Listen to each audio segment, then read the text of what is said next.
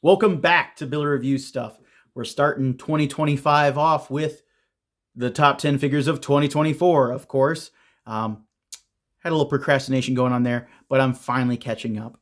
Now, these are the top 10 figures for me of 2024 that I purchased, received, I got, etc. They may not all be from 2024, but these are all figures that I got in 2024 that stood out for one reason or another.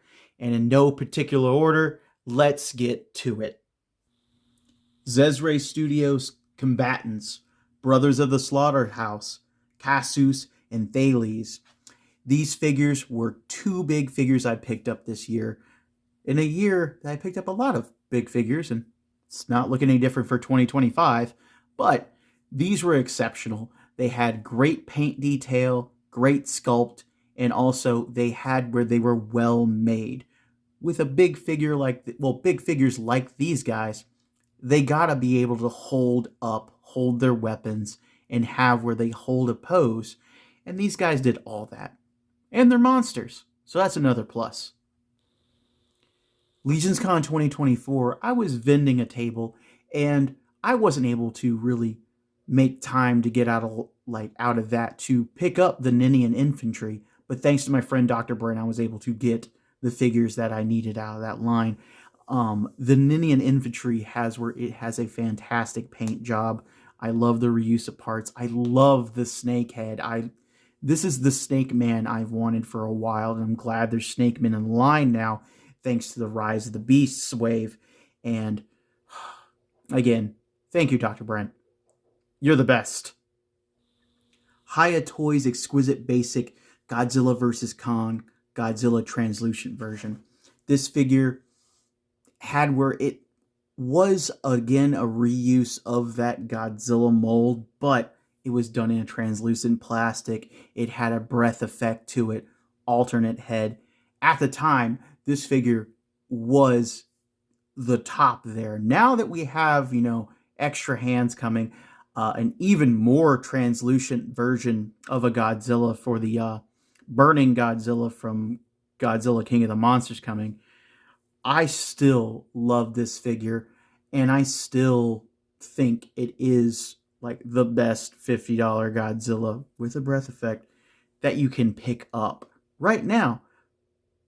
And then in the future, when we get the Exquisite Basic Plus, like $80, $90 version that has lights, I can't remember if it has sounds or not, but it has lights, breath effect, etc. It might be a run for this guy's money, but right now, this is one of my favorite Haya Godzillas. Mythic Legions, Poxus Wave, Arachagore. This figure hits. It's got the paint, the sculpt work, and just has that presence that I love from Mythic Legions.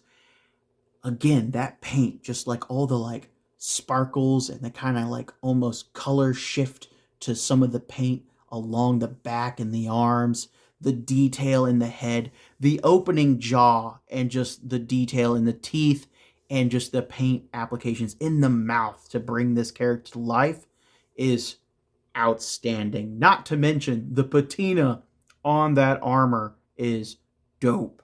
So I'm glad I got this figure in my collection, and it has where it stands out on my shelf. s.h.monsterarts Godzilla 1972. This Godzilla is from the Showa era. This is one of my favorite eras of movies from Toho, and it's just a fantastic figure. I know some people knock on S.H. Monster Arts when they have where their figures fall apart, pop around, or joints don't work right.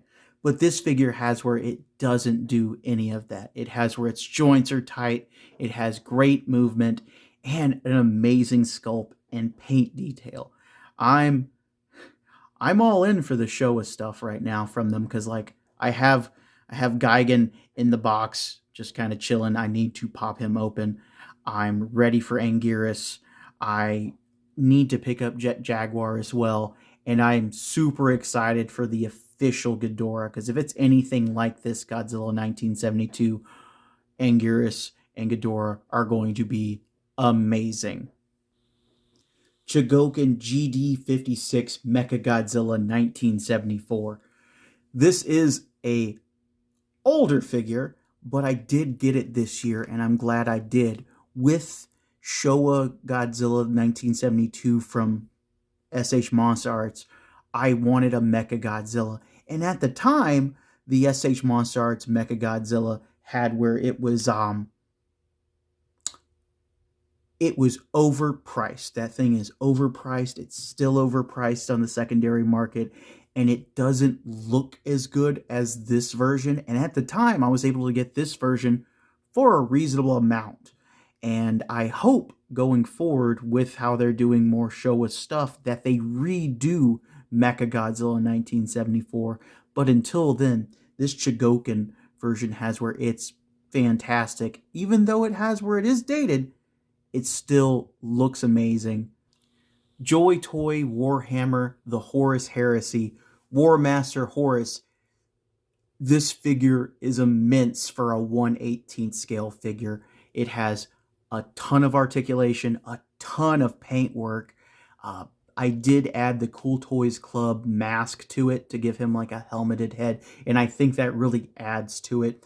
I'm okay with the standard kind of like maskless head, but like with this mask, it plussed it up, and I feel like it was worth it. If I missed out on this figure, I think it would have kind of just it would have been a big regret, but I'm very glad I was able to get this and add it to my collection. And I cannot wait to see what they do with Warhammer 40k Abaddon the Despoiler, because if this figure is any kind of indication what they can do with that and how they're going to have him, I cannot wait to get that. Supposedly that's supposed to be announced this year, 2025. Beast Kingdom, The Lord of the Rings, Sauron.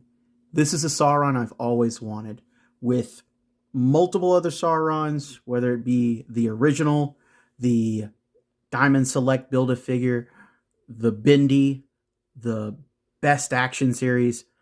This is the one that checks all the boxes for me. It's big, it's well articulated, it has soft goods, and it has an excellent sculpt. Did I have to do a little TLC to like the elbow and the hip swivels? Yes. Does it detract from me, the figure? No, because it was worth it to make this figure what I wanted it to be and up to my standards, because it checks everything else. It is hard to get now, but I feel like if you can find it, out of all the ones out there, in my opinion, it's the best Sauron for your collection. Super 7 Toho Ultimates Destroya second run. This is a figure that I missed out on the first run and I was able to get this year because for whatever reason, Super 7 decided to do a second run of Destroya, and I was able to pre-order it direct from them, get it direct from them, and get it in hand and be able to review it. And it's a figure that I feel like I would have been regretful if I missed out on. Not only is it sculpted by the Four Horsemen and have a great paint job, again, very sharp sculpt, it has where it has that immenseness and just presence that I want on my shelf and I can put with other Godzilla figures, because Destroya just needs to be bigger and more menacing than anything around him. Mythic Legions Skeleton Legion Builder 2. This figure was released in 2024 as a 10th anniversary kind of special figure in a paint job reminiscent of Jason and the Argonauts, Ray Harryhausen skeletons. And I think to the Four Horsemen's surprise, it was insanely popular. Like, people were clamoring for it. People were complaining for it because they wanted this figure and they felt like they missed out. But thankfully, they had a different chance with the Graveyard Skeleton 4-pack. And I feel like, just like this figure being on my 2024 list, the Graveyard Skeleton 4-pack will be on my 2025 list because it has more accessories, etc. But this figure's fantastic.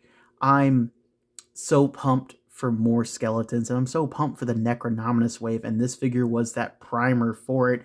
And I feel like if you were interested in this one, you got this one, you love this one, you need to check out that Necronominus wave that's coming really, really soon.